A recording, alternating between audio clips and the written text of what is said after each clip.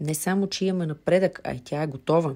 Ники, към когото се обърнахме в началото и който на драго сърце взе случая и започна да се занимава толкова усърдно последните 3 седмици и включително той е изчел учебник по кучешка анатомия, за да знае със сигурност кое как къде е разположено при душинката трошинка, и изключително той е взел предвид и неговите характеристики, защото трошинката е малко по-специфичен от всички останали кучета, предвид това, че той е на 3 крачета и то от доста ранна възраст, което е довело до определени деформации на гръбнака, въобще на цялата стойка. И тъй като цялата тежест на трошинката отива напред, това краченце в най-ранната възраст, когато е трябвало да се развие нормално, то е останало малко по-късо и т.е. задните крака са му по-дълги и той се накланя прекалено много, което прави една специфична извивка и т.е. гърбавина на гръбнака и затова беше доста сложно да установим точния размер на крачето, което трябва да му помага. Подпиралка, така да я нарека, защото той буквално на нея започна само да се подпира. И ще опитаме всеки ден по малко, по 5-10 минути да пробваме с нея той да стои, да свиква, но наистина му е дискомфортно, обиди ми се, сърди се, че нещо му слагаме, което не му е удобно, някакси го възприема като мъка и аз точно това исках да избегна, но предвид, че вече се случи най-страшното, което аз очаквах, че някой ден и се опасявах, че може да се случи, именно това да си навехне предното краче, което ни е единствено отпред. Трябваше да го носа и 3 км, то е 35 кг. Нали, слава Богу, успяхме да стигнем до автомобила, но има ситуации, когато сме доста по-далеч от него или сме въобще без автомобил.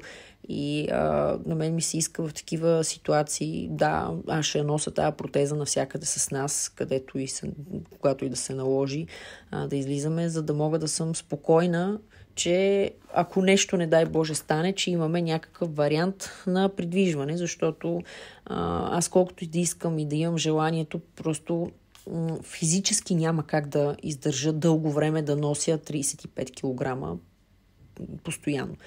И за това говорих с Ники точно когато се случи и той вече беше почти готов с протезата с крачето, да измислим механизъм, в който да може да поставяме, т.е. да махаме този крак и да слагаме примерно едно съоръжение от 3 колела и той го направи. Той го направи, не го снимах това съоръжение, но ще го снимам в следващите видеа за вас, ако ви е интересно. Това, което е на 3 колела, е за да може той просто да си се парзаля, без да използва въобще лапичката, тя да си почива във въздуха и там ще видим, ще добавим някаква степенка, може би. Но в общи линии, какво искам да кажа, една вметка също да направя за Ники, че той е непрофесионалист и непрофесионалист в изработката на протези въобще. Той прави и професионално се занимава с ремонт на колела. И то на хубави колела, които са с специфични детайли. И той това нещо го прави от 20 години. Наистина майстор в занаята си. Това е нещо, което на много малко места може да се намери. Има хора, които си купуват наистина изключително скъпи велосипеди, няма после къде да ги ремонтират, ако нещо се случи. А такива неща се случват. Все пак всичко в един даден момент се разваля по един или по друг начин. Или вследствие на някаква техническа повреда от външен фактор. Така че това, което сега правим и което направихме, беше експеримент и опит да помогнем на трошинката. И аз изключително много благодаря на Ники, защото без него надеждата ми просто щеше да окапе. Нищо, че след това се запознахме с Мишето, благодарение пак на видеото, което Ники... Т.е. видеото, което заснех с Ники в неговия гараж и когато му направихме отливка на трошинката. Тази протеза при Мишата, която ще се изработи, естествено, ние сме в очакване и не сме я отказали. Ще кача видео, което заснех как мина сканинга и там вече ще видим кое как ще се случи. Ще сравняваме, дете се вика.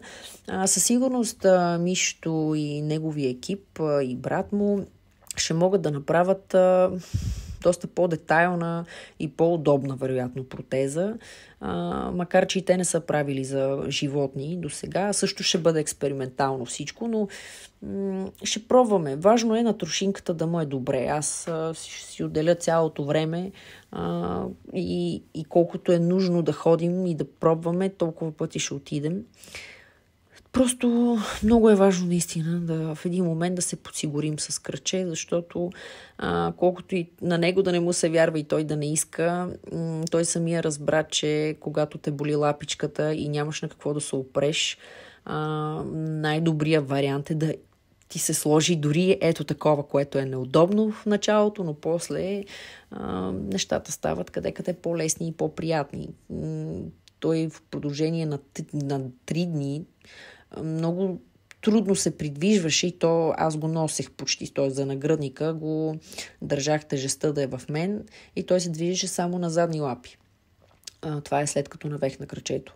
И беше на обезболяващи, на противовъзпалителни лекарства и пак посещение при доктори. И това също го травмира допълнително и надявам се да е разбрал, че това е за него добро. Но не го кефи протезата. Не може да се отпусне още с нея. И другото, което е, че първата, която направих аз с колелце, беше точно поради причината, която към дадения момент с тази сегашна протеза се установява, че когато имаш колелце, минаваш през всякакви препятствия и протезата не отива назад. Кръка се движи само напред. Докато по този начин тя по някаква причина закача за подовата настилка и дърпа цялата протеза назад, т.е. дърпа нагръдника, който ни е също важен. Сега не мога да кажа точно нагръдник ли или курсет по-скоро, който сме му направили, но в общи лиги тя се измества към корема и въобще областта на ребрата, където на него му става доста дискомфортно и сякаш по-скоро го спира и му пречи и го спъва.